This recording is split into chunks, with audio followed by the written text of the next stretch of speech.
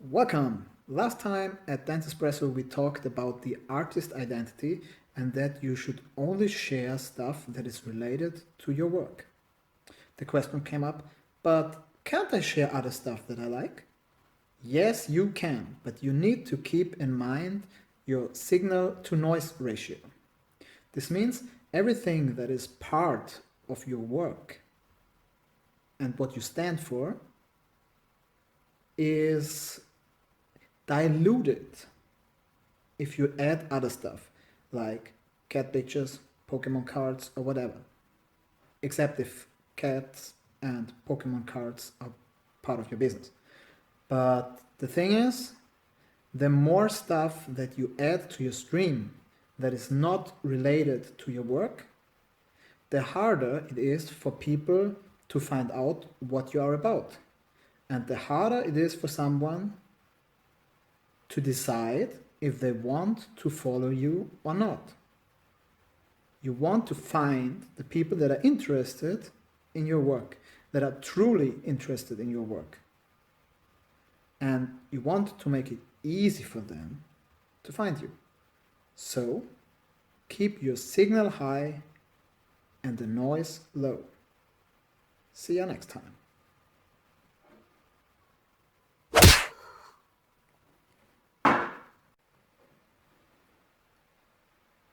Oh, you're already here.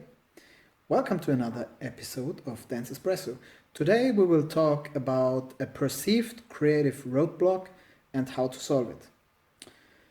When we have a lot of pressure to deliver our creative work on time, it often happens that we try to create and evaluate our work at the same time.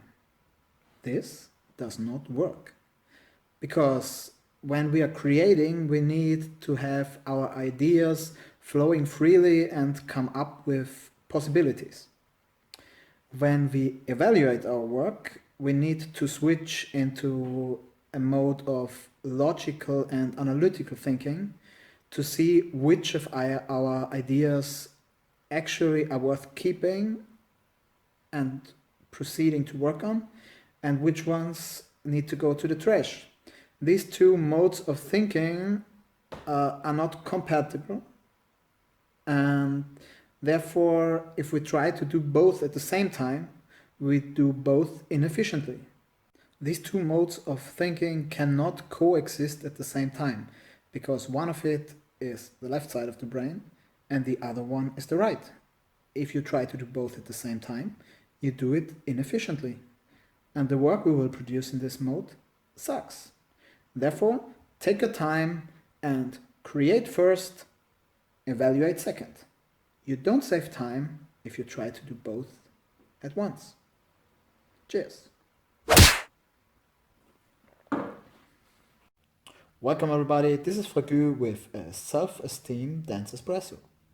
Why does it happen that we feel like we totally suck when we compare ourselves with others?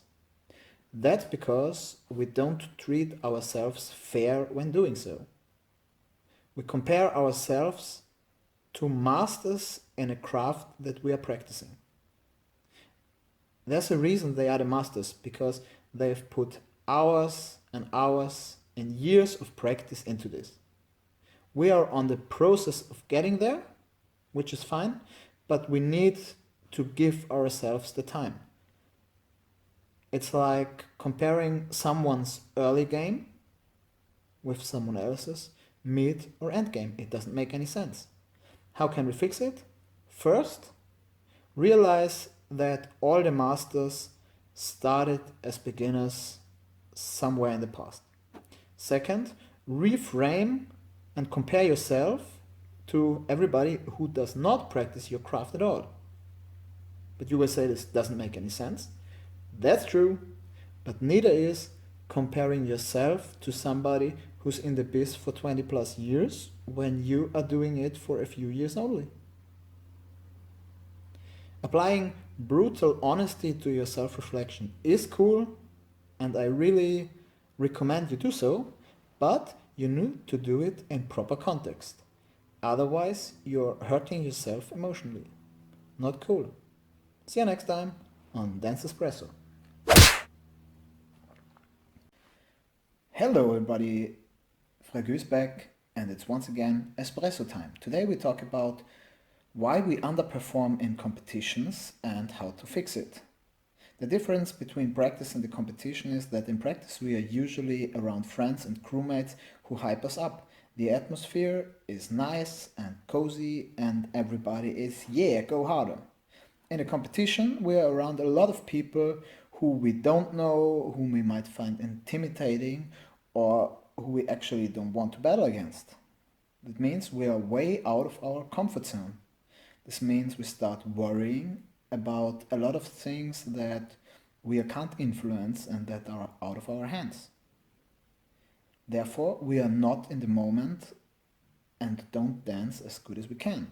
There's 3 ways how you can try to fix it. The first one is the warrior's way. You simply practice competing. Enter as many competitions as possible so you get used to the situation. With time, it should become easier. The second one is approaching it with logic and try to realize that in the end, it's just a dance.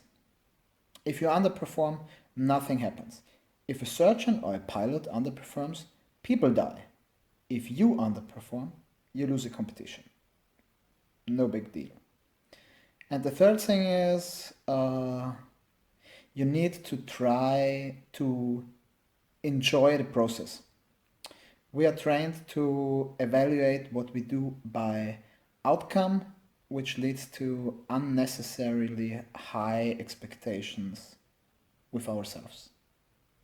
Being there and performing is actually already an achievement in itself.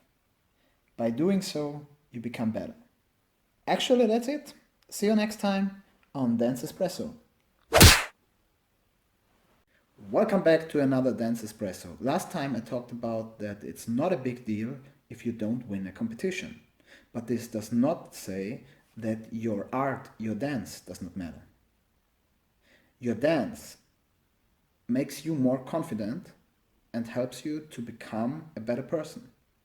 It also engages your brain in creative activity, which makes sure you don't get dumber every day because you only consume shit. It also keeps you healthy and probably sane.